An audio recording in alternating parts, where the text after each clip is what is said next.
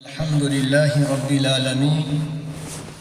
اللهم صل على سيدنا محمد وعلى آل سيدنا محمد وبارك وسلم.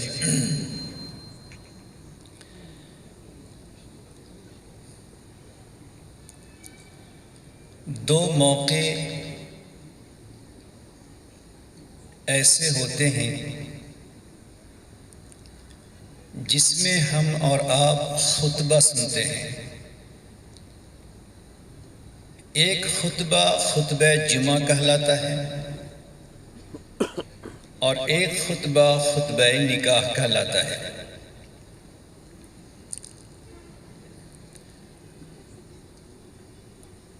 خطبہ جمعہ کے موقع پر ایک اجتماعی ماحول ہوتا ہے کہ جہاں چند مسجدوں کے لوگ ایک جگہ جمع ہوتے ہیں. ہفتہ واری ایک اجتماع کا موقع ہوتا ہے. ہر طبقے کے لوگ وہاں آ جاتے ہیں. تو جمعہ کے خطبے میں آپ نے ہمیشہ ایک آیت سنی ہوگی، ان اللہ یأمر بالعدل والاحسان وایتاء ذی القربى. یہ آیت امام اور خطیب اپنے خطبے کے اخیر میں ان تمام لوگوں کو سناتا ہے جو چند منٹ کے بعد اب کھڑے ہو کر نماز ادا کرتا ہے. اور خطبے نکاح وہ بھی ایک اجتماعی ماحول ہوتا ہے جس میں بطور خاص دو انسانوں کا رشتہ جڑتا ہے. تو یہاں بھی ایک اجتماع اور جمعہ میں بھی انسانوں کا اجتماع.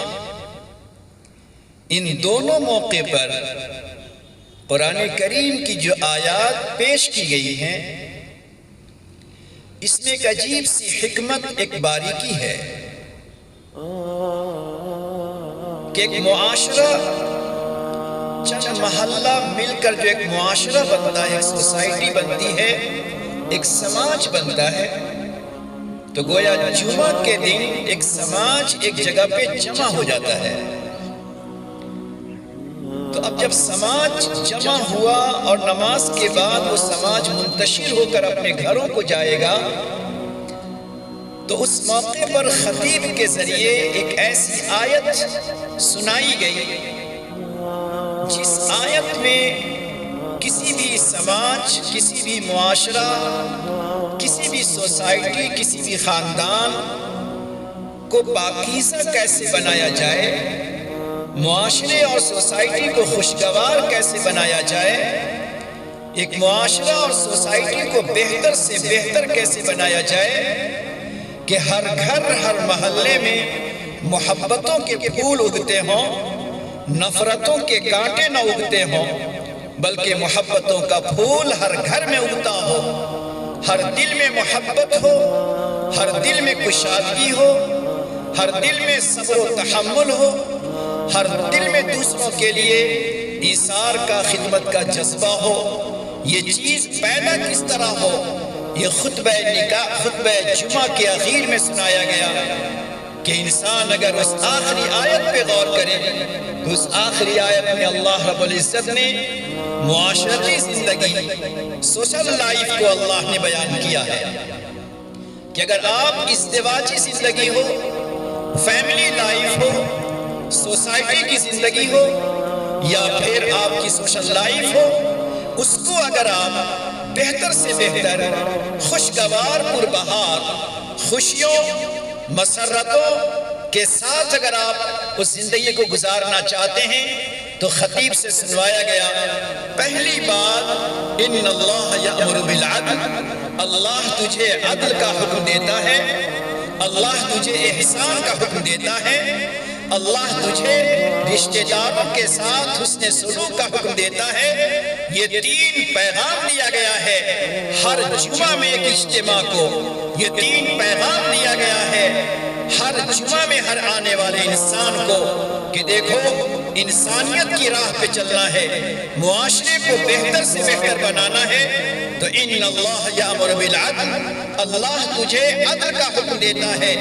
عدل کے لفظی معنی آتے ہیں میرے اوپر جس کا حق ہے میں اس کا حق ادا کر دوں۔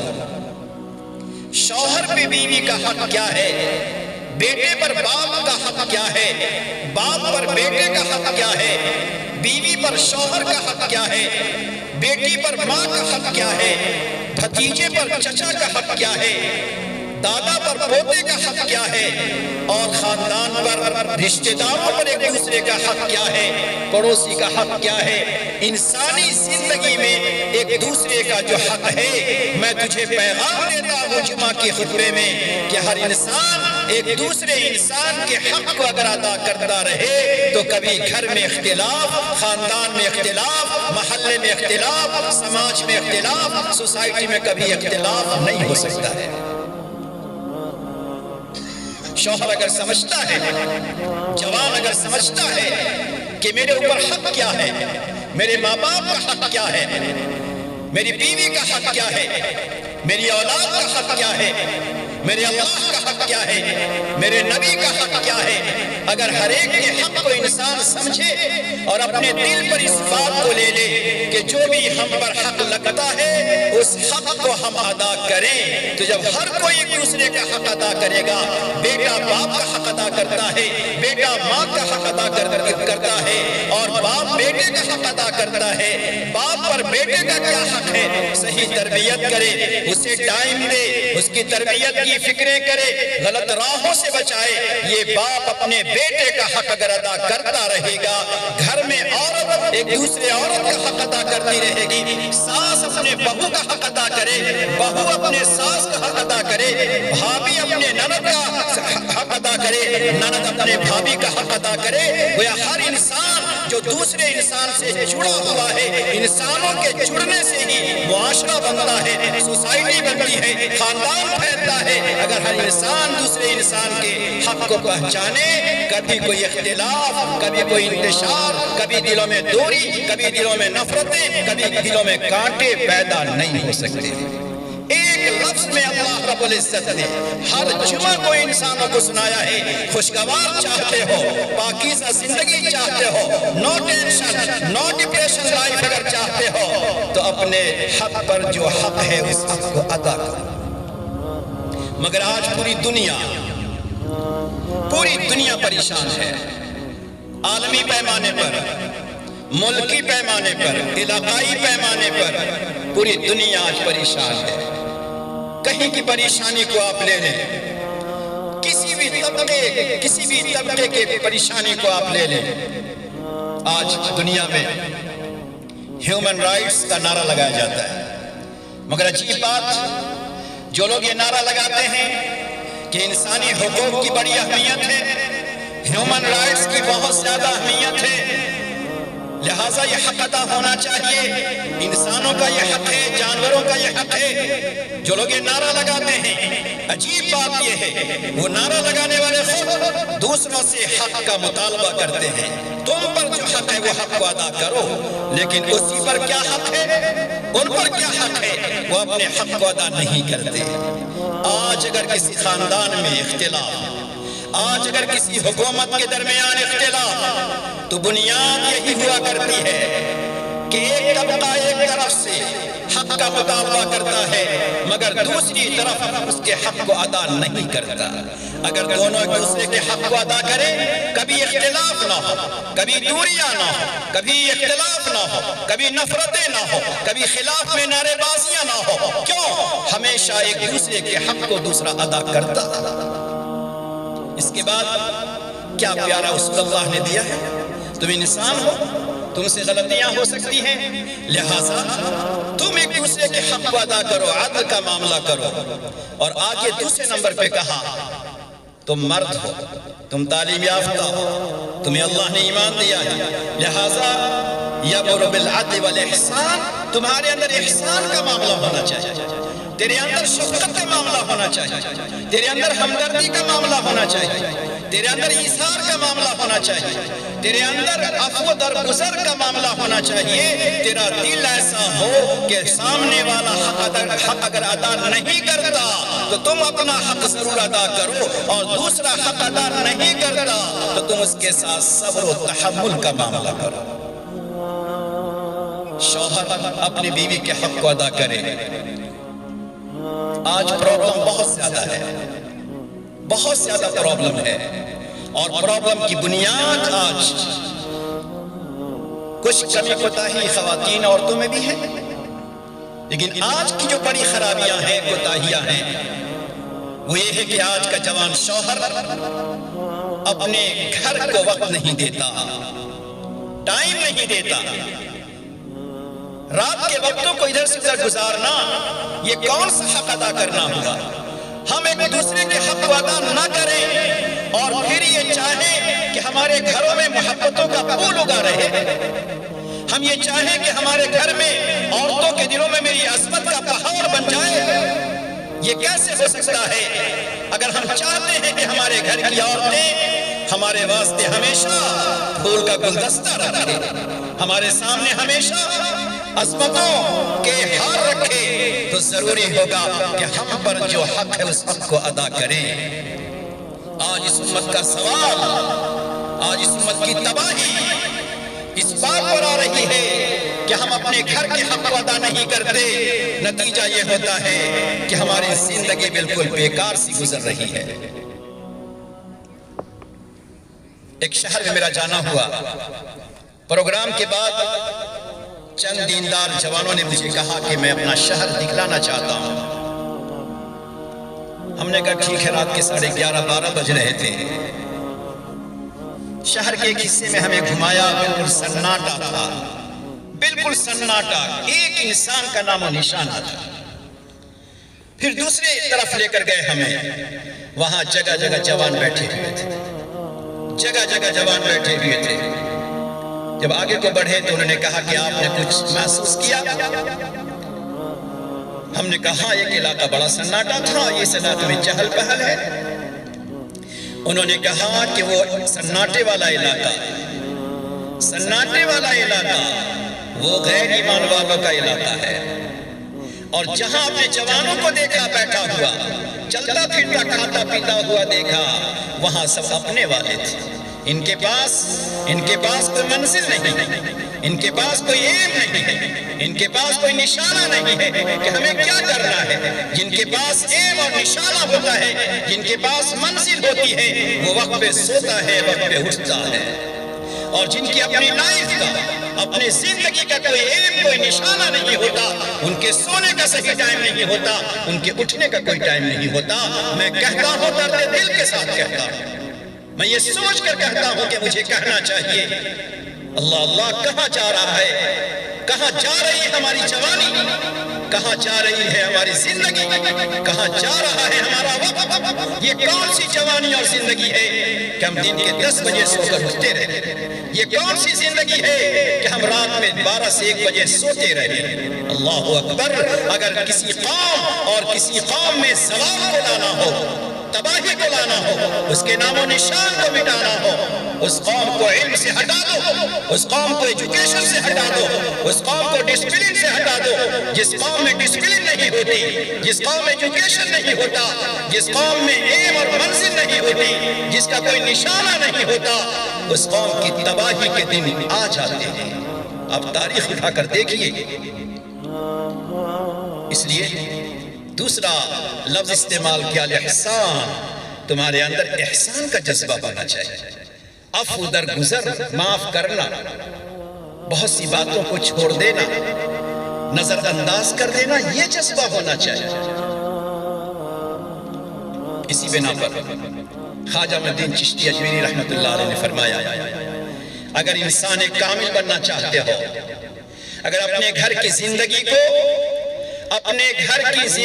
اگر تم جنت نما دیکھنا چاہتے ہو, کہ ہمارے گھر کی زندگی جنت نما ہو, جنت بھری خوشیاں ہو, تو فرمایا کہ سورج کو اپنا سیمپل بنا لو, آئیڈیل بنا لو, سمندر کو اپنا آئیڈیل بنا لو, زمین کو اپنا نمونہ اور آئیڈیل بناؤ, فرمایا سورج کو دیکھو، سورج اپنی روشنی پہنچانے میں، سورج اپنی روشنی اور لائٹ کے دینے میں کبھی بھی فرق نہیں کرتا، بلکہ ہر ایک کو روشنی پہنچاتا ہے، ہر ایک کے گھر کو روشن کرتا ہے۔ سورج یہ نہیں دیکھتا کہ کون میرے خدا کو ماننے والا ہے، سورج یہ فرق نہیں کرتا کون میرے خدا کے سامنے پیشانی جھکانے والا ہے۔ سورج جانتا ہے جس خدا نے مجھے بنایا، جس خدا نے میرے اندر روشنی عطا کی ہے، اسی خدا کو کچھ سجدہ کرتے ہیں اور کچھ نہیں مانتے ہیں، مگر میرا کام سخاوت کا ہے، میں ہر ایک پر اپنی روشنی کی سخاوت کروں گا۔ لہٰذا یہ کب ہوگا؟ جب دل تمہارا سخی ہوگا، دل میں کشادگی ہوگی، دل ہمارا چوڑا اور کشادہ ہوگا۔ لہٰذا جس طرح سورج ہر ایک کے ساتھ شفقت کا معاملہ کرتا ہے، تمہارے دلوں میں شفقت ہونا چاہیے، بیوی کے ساتھ، بچوں کے ساتھ، ماں باپ کے ساتھ، بوڑھے چچا دادا کے ساتھ، سماج کے بڑے انسانوں کے ساتھ، سماج کے غریبوں کے ساتھ، سماج کے یتیموں کے ساتھ تمہارے دل میں شفقت ہونا چاہیے۔ اگر تم انسانیت چاہتے ہو، بہتر زندگی چاہتے ہو، تو سورج کو اپنا آئیڈیل بناؤ۔ وہ غریب کا، امیر کا، چھوٹے کا، بڑے کا، رشتہ دار کا، اپنے کا، غیر کا فرق نہیں کرتا، تمہارے دلوں میں ہر ایک کے لیے ہمدردی کا جذبہ ہونا چاہیے۔ پھر فرمایا سمندر جیسی کشادگی بناؤ، دل تمہارا کشادہ ہونا چاہیے۔ سمندر میں آپ دیکھیں مردہ بھی پڑتا ہے، سمندر میں شہر کے پانی بھی، گندے پانی بھی جاتے ہیں، ایک گندا انسان بھی کھڑا ہو کر غسل کرتا ہے، سمندر کہتا ہے میں سمندر ہوں، تم کتنا بھی گندا ہو کر آؤ گے میں تجھے پاک کر دوں گا، میں تجھے صاف ستھرا کر دوں گا، میری گہرائی اتنی ہے، میری کشادگی اتنی ہے، میرا سر اتنا کشادہ ہے، پورے شہر کا گندا پانی میرے میں ڈال دو گے، میں اس پانی کو پاک کر دوں گا، میں نگیٹیو نہیں دوں گا، میں پوزیٹیو دیکھوں گا، میں سب کو پاک کر دوں گا، کبھی منع نہیں کروں گا۔ خواجہ اجمیری رحمت اللہ علیہ فرماتے ہیں سمندر جیسی گہرائی اپنے دل میں پیدا کرو، اپنے دل کو چھوٹا مت بناؤ، اپنے دل کو بڑا بناؤ۔ جب تمہارا دل بڑا ہوگا، کبھی بیوی نے کچھ کڑوی کسیلی سنا دی، دل بڑا ہوگا اس میں جا کر ختم ہو جائے گا۔ کبھی بڑے باپ نے کچھ کہہ دیا، کبھی محلے کے کسی چچا نے کچھ کہہ دیا، رشتہ دار میں سے کسی نے بڑے نے کچھ کہہ دیا، ہمارا تیور نہیں بدلے گا، ہمارے دل کی کشادگی اور ہمارے دل کی گہرائی میں جا کر وہ ختم ہو جائے گا اور ہمارا چہرہ خوشیوں سے لہلہاتا ہوگا۔ فرماتے ہیں اگر انسان ایک کامل بننا چاہتے ہو اور اپنے گھر کی زندگی کو پربہار دیکھنا چاہتے ہو تو سمندر جیسا اپنے دلوں کو کشادہ بناؤ۔ اور پھر فرمایا زمین کو سیمپل بناؤ، زمین کو دیکھو کہ پہاڑ کو اپنے سینے پہ اٹھائے ہے، زمین اپنے اوپر درختوں کو اگائے ہے، مگر یہی زمین کس قدر نرم و نازک ہے کہ اگر تم انگلی سے یا چھری سے یا کسی اور چیز سے زمین کو کریدنا چاہو تو زمین اپنے سینے کو چاک کر دیتی ہے، مگر کبھی شکوہ نہیں کرتی، کبھی شکایت نہیں کرتی۔ فرماتے ہیں اپنے دل کو زمین کی طرح سے نرم کرو، بڑے بڑے غم کے پہاڑ کو دل پر آنے دو، مگر زبان سے ظاہر مت کرو، اور دلوں کو ہر انسان کے واسطے نرم و نازک رکھو۔ بیوی کے واسطے تمہاری زبان پہ نرمی ہونا چاہیے، ماں باپ کے سامنے تمہاری زبان پہ نرمی آنی چاہیے، رشتہ داروں کے ساتھ تمہاری زبان پہ نرمی ہونا چاہیے۔ اگر کوئی تیرے ساتھ سختی کا معاملہ کرتا ہے، لڑنے کے واسطے آتا ہے، رف ٹف زبان یوز کرتا ہے، تم اس کے سامنے نرم زبان استعمال کرو۔ آپ سوچ سکتے ہیں میری باتوں میں کہ ہر جمعہ کے خطبے میں 3 لفظوں کے ذریعے کیسے پاکیزہ، کیسے صاف ستھرے، کیسے سنہرے، کیسے خوبصورت اور کیسے حسین اور کیسی جنت بھرے ماحول کو 3 لفظوں میں بنانے کی کوشش کی گئی ہے۔ اس لیے میرے دوستو ہمیں اس بات کی ضرورت ہے کہ ہم اپنے دلوں کو کشادہ کریں۔ گھر کا جو پرابلم ہے وہ پرابلم اسی وقت شروع ہوتا ہے جب ہمارا دل تنگ پھیلانے سے آ رہی ہیں۔ اپنے آپ کو بچائیے، اپنے بچوں کو، اپنی اولاد کو بچائیے۔ اور آخری بات میں بہت درد دل سے کہتا ہوں، میں تمام دوستوں کے دلوں پر ہاتھ رکھ کے کہتا ہوں کہ اپنی نسل، اپنی جنریشن، اپنی اولاد کی فکروں کو ایجوکیشن کے اعتبار سے آپ بڑھائیے، اپنی زندگی کھپا دیجئے، اپنے پیسوں کو اپنے بچوں پہ لٹا دیجئے، اپنے شوق کو مٹا دیجئے، اپنے جذبات کو ہٹا دیجئے، اپنے گھومنے پھرنے کے شوق کو مٹا کر پیسوں کو بچا کر ان پھول جیسے بچے جو آپ کے گھروں میں ہیں، موتی جیسے لگتے جگر جو آپ کے گھروں میں ہیں، ذرا ان کی مستقبل سے آپ نہ کھیلیے، ان کے مستقبل کو برباد نہ کیجیے، ان کے فیوچر کو آپ تباہ نہ کیجیے، بلکہ سب کچھ بچا کر اپنے نفس کو قربان کر کے اپنے بچوں کو بہتر سے بہتر ڈگری دلائیے، بہتر سے بہتر حافظ قرآن، عالم دین بنائیے، ورنہ یاد رکھیے جس طرح ایجوکیشن لیول ہماری قوم سے نیچے جا رہا ہے اور ہمارے بچے جس طرح بہت زیادہ ایجوکیشن میں پیچھے ہٹتے چلے جا رہے ہیں، جس قوم کے اندر ایجوکیشن ختم ہو جاتا ہے اور لیول نیچے کو چلا جاتا ہے، اس قوم کا نام و نشان مٹ جاتا ہے۔ اس لیے ضرورت ہے ہم تمام جوانوں سے کہیں گے اپنی جوانی کو اپنے لخت جگر کو دے دو، اپنی جوانی کو اپنے نور نظر کو دے دو، اپنی جوانی کو اپنے گھر کو دے دو، اپنا سب کچھ قربان کر کے اپنے بچوں کو آنکھوں کی ٹھنڈک بناؤ۔ اللہ تعالی ہمیں آپ کو ان باتوں پر عمل کرنے کی توفیق عطا فرمائے۔ وآخر دعوانا ان الحمدللہ رب العالمین۔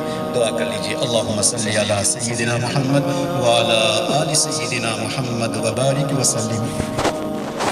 جزا اللہ عنا محمدا صلی اللہ علیہ وسلم ما هو اہل۔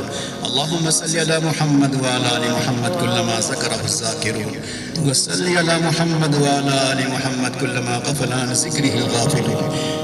اے اللہ ہمارے گناہوں کو معاف فرما، خطاؤں کو درگزر فرما، لغزشوں کو معاف فرما۔ اے اللہ ہمارے معاشرے میں خوشیاں عطا فرما، ہمارے سماج میں الفت و محبت عطا فرما، ہر گھر میں خیر و برکت عطا فرما، خوشحالی فراوانی عطا فرما۔ اے اللہ بے برکتی کے اسباب سے حفاظت فرما۔ اے اللہ اس ہونے والے نکاح کو خوب قبول فرما لے، خیر و برکت کا الفت کا ذریعہ بنا دے۔ اے اللہ اس ہونے والی تقریب اور دعوت کو بہتر سے بہتر انجام پائے، اس کے اسباب پیدا فرما دے۔ جو خدمت کرنے والے احباب ہیں اللہ ان کو بہتر بدلہ عطا فرما۔ اے اللہ باپ نے اپنی بیٹی کو اور باپ نے اپنے بیٹے کو جن تمناؤں سے پالا پوسا بڑا کیا، اللہ ان کی تمناؤں میں مزید خوشیاں عطا فرما دیجئے۔ ہر گھر میں اللہ خوشیاں نصیب فرما۔ صلی اللہ علیہ وآلہ آلہ وصحبہ اجمعین برحمتک یا ارحم الراحمین۔